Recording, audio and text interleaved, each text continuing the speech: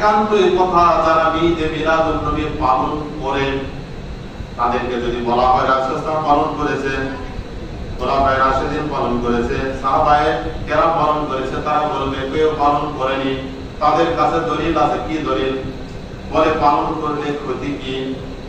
তো ভালো কাজ করতেছি, বসে মিলাদ করতেছি, দরুদ করতেছি, ওয়াইউল্লাহ করতেছি, আনন্দ ফুর্তি করতেছি, তারপরে রাত 12টা পর্যন্ত ফটকা মটকা ফুটে আনন্দ ফুর্তি করে ঘুমাচ্ছি।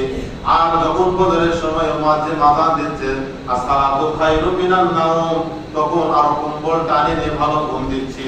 আর দিয়ে আমি বলছি আমি রাসূলের আশিক। কি বলছি? আমি রাসূলের আশিক, কারণ রাসূলের আমি আনুগত্য করি। রাত 12টা পর্যন্ত আমি মিলাদ করেছি, আনন্দ উল্লাস করেছি, ঠিক মতো খেয়েছি, তারপরে ঘুমাইছি, আর ফজরে উঠতেছে না। বলেন তো ইনি রাসূলের আশিক? এর আগে যে রাত 12টা পর্যন্ত মিলাদ করবো, বিশৃঙ্খলা গরম গরম জুলাপি খাবো, কোনো কাজে আসবে? আপনার যারা কোরআন হাদিস জানেন একটু নিরপেক্ষ কোরআন হাদিস ছাড়াও একটু চিন্তা করেন তো, তার এই আমল কোনো কাজে আসবে? তার এই আমল কোনো কাজে আসবে? তার মানে রাসূলের সুন্নাহ ব্যতীত যে আমল করবো এই আমল আমাদের বেদাত হবে। কুল্লু বেদাতিন দালালা, প্রত্যেক বেদাত তাই পথভ্রষ্ট। বা কুল্লু দালালাতুন ফিন্নার, আর প্রত্যেক পথভ্রষ্টতায় আপনাকে জাহান্নামের দিকে পরিচালিত করবে। তাহলে ঈদে মিলাদুন নবী পালন করা জায়েজ কিনা? কোরআন এবং সুন্নাহ মোতাবেক রাসূল সাল্লাল্লাহু আলাইহি ওয়াসাল্লাম এবং সাহাবায়ে কেরাম থেকে ঈদে মিলাদুন নবী পালন করার কোনো বিধান নেই। এদিন নবীরা পৃথিবীতে এসেছে, আমাদের কোনো সমস্যা নেই, আমরা খুশি।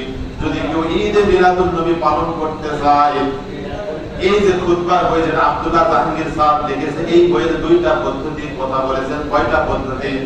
দুইটা পদ্ধতি। রাসূল সাল্লাল্লাহু আলাইহি ওয়াসাল্লাম সোমবারে সিয়াম পালন করতেন। রাসূল সাল্লাল্লাহু আলাইহি ওয়াসাল্লামকে বলা হয়েছে, রাসূলুল্লাহ আপনি সোমবার দিন সিয়াম পালন করেন কেন? রাসূল সাল্লাল্লাহু আলাইহি ওয়াসাল্লাম বলেন, আমি এই দিন পৃথিবীতে জন্মগ্রহণ করেছি, আল্লাহর শুকরিয়া আদায় হিসাবে আমি এই দিন সিয়াম পালন করি। এখন যদি বলা হয় যে আপনি রাসূলের জন্মদিনে আপনি খুশি, আপনি যেহেতু খুশি তাহলে একটা সিয়াম পালন করেন, কেউ বলবে সমাজে কষ্ট করবে না, কারণ মিলাদে কষ্ট নাই, বসে থাকবো, তারপরে ওয়াইহাল্লাহ করবো, খাবো দাবো, ওটা ভালো। কিন্তু যদি সিয়াম পালন করা হয়, কষ্ট সারাদিন অনাহারে থাকবে কি? আল্লাহ রাসূল বলেন যে আমি আমার যে সোমবারে জন্মগ্রহণ করেছি এই জন্য আমি এই দিনে সিয়াম পালন করি। তার মানে আপনি যেহেতু রাসূলের জন্মে খুশি, আপনি সিয়াম পালন করেন।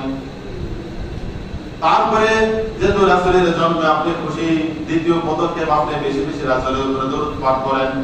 এগুলো আমরা করতে রাজি নয়।